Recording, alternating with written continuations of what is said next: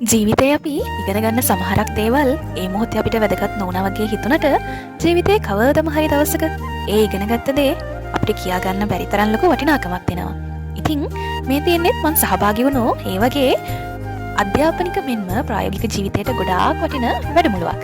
එහෙම නැත්නම් පුහුණුවක්. අපි මොන මොන වර්ගයේ මොන මොන ශ්‍රේෂ්ඨයේ ව්‍යාපාර අත්දැකීම් ලබා ගත්තත් ව්‍යාපාරයක් කරත් අපේ එදිනෙදා ජීවිතයේදී ආහාරයට ගන්න දේවල් සෞඛ්‍ය ආරක්ෂිත බවින් 100% නියමිත රසකාරක අඩංගු නැතුව හදාගන්න නම් අපි මේ දේ ඉගෙනගෙන තියනවා නම් ගොඩක් හොඳයි කියලා මට හිතුණා.